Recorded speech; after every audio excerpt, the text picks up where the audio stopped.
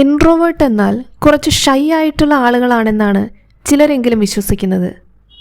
ഷൈനെസ് എന്ന് പറയുന്നത് സോഷ്യൽ ജഡ്ജ്മെൻറ്റിനെ ഭയക്കുന്ന ഒരവസ്ഥയാണ്. എന്നാൽ ഇൻട്രോവേർട്ടായ ആളുകൾ കൂടുതൽ എനർജൈസ്ഡ് ആകുന്നതും കംഫർട്ടബിൾ ആകുന്നതും ശാന്തവും ഏകാന്തവുമായ സാഹചര്യങ്ങളിലാണ് എന്ന് മാത്രം. അവർക്ക് എക്സ്ട്രോവേർട്ടിനെ പോലെ ബാഹ്യമായ സ്റ്റിമുലേഷൻസ് ആവശ്യമില്ല. ഇൻട്രോവേർട്ടായ ആളുകൾ അവരുടെ എനർജിയെ റീചാർജ് ചെയ്യുന്നത് ഒറ്റയ്ക്ക് സമയം ചിലവഴിച്ചുകൊണ്ടായിരിക്കും. സോഷ്യൽ ഗ്യാതറിങ്ങുകളും ആൾക്കൂട്ടവും അവരുടെ എനർജി ഡ്രെയിൻ ആക്കി കളയും. വളരെ ഡീപ്പായതും മീനിങ് ഫുൾ ആയതുമായ സംഭാഷണങ്ങളിലായിരിക്കും ഇവർക്ക് കൂടുതൽ താല്പര്യം. അതുപോലെ വളരെ വാല്യുബിളായ വളരെ കുറച്ച് സൗഹൃദങ്ങളും റിലേഷൻഷിപ്പുകളും മാത്രമായിരിക്കും ഇവർക്കുണ്ടായിരിക്കുക.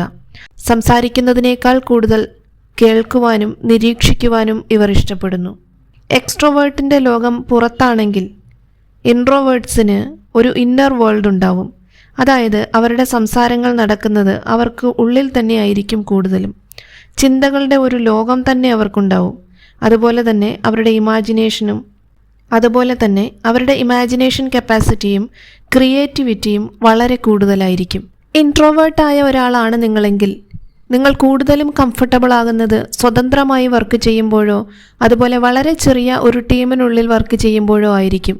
മറ്റ് ഡിസ്ട്രാക്ഷൻസ് ഒന്നുമില്ലാത്ത ഒരു വർക്ക് എൻവയോൺമെൻറ്റിലാണ് ഇവർ കൂടുതൽ പ്രൊഡക്റ്റീവ് ആകുന്നത്.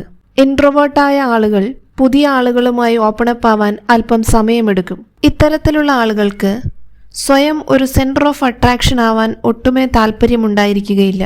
അതുപോലെ ഏത് കാര്യത്തെക്കുറിച്ച് സംസാരിക്കുന്നതിന് മുൻപും തീരുമാനമെടുക്കുന്നതിന് മുൻപും അതിനെക്കുറിച്ച് വളരെ നന്നായി ആലോചിച്ചതിന് ശേഷം മാത്രമേ അവരൊരു ഫൈനൽ ഡിസിഷനിൽ എത്തുകയുള്ളൂ.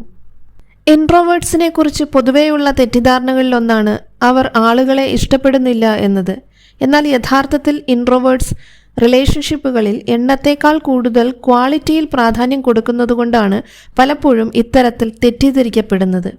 മറ്റൊന്നാണ് ഇൻട്രോവേർട്സ് പൊതുവെ വലിയ നാണക്കാരാണ് എന്നത്. എന്നാൽ എല്ലാ ഇൻട്രോവേർട്സും അങ്ങനെയല്ല. കൂടുതൽ പേരും വളരെ കോൺഫിഡൻ്റ് ആണ്. എന്നിരുന്നാലും മറ്റുള്ളവരെ അപേക്ഷിച്ച് അവരുടെ ഇൻ്ററാക്ഷൻസ് കുറവാണ്. അതുപോലെ ഇൻട്രോവേർട്സിന് ലീഡർഷിപ്പ് ക്വാളിറ്റി കുറവാണ് എന്ന് പലരും വിശ്വസിക്കുന്നു. എന്നാൽ പല ഇൻട്രോവേർട്സും എക്സലൻ്റ് ലീഡേഴ്സ് ആയിരുന്നു. ഉദാഹരണത്തിന് മഹാത്മാഗാന്ധി, ബറാക് ഒബാമ മുതലായവർ.